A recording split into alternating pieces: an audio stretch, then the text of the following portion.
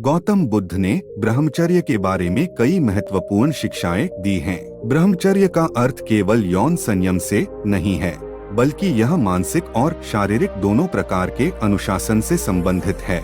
बुद्ध के समय में भी लोगों में ब्रह्मचर्य को लेकर कई गलतफहमियां थीं। एक बार एक युवा शिष्य ने गौतम बुद्ध से पूछा, गुरु, ब्रह्मचर्य का पालन कैसे किया जाए? क्या इसका मतलब यह है कि हमें जीवन में सभी सुखों का त्याग कर देना चाहिए?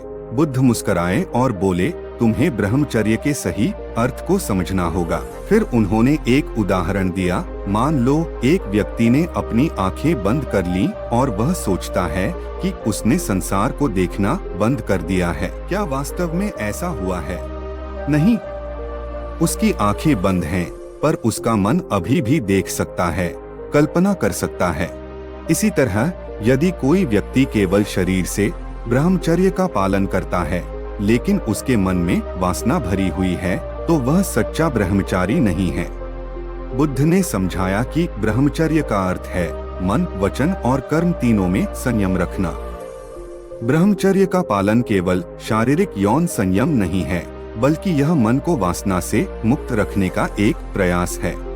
यह व्यक्ति को उसकी ऊर्जा और ध्यान को सही दिशा में केंद्रित करने में मदद करता है।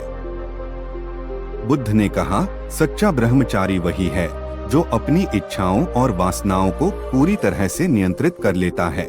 वह न तो अपने मन में और न ही अपने कर्मों में किसी भी प्रकार की वासना को स्थान देता है। शिष्य ने समझा कि ब्रह्मचर्य का पालन करना केवल बाहरी रूप से संयम नहीं है, बल्कि यह मन की शुद्धि का एक साधन है। इसे सही तरीके से समझकर और पालन करके ही व्यक्ति आत्मज्ञान की दिशा में अग्रसर हो सकता है। ब्रह्मचर्य का सही अर्थ केवल शारीरिक संयम से नहीं, बल्कि मन, वचन और कर्म तीनों में शुद्धि और संयम से है। यह आत्मसंयम और आत्मनियंत्रण की प्रक्रिया है जो व्यक्ति को उसके आध्यात्मिक पथ पर आगे बढ़ने में मदद करती है।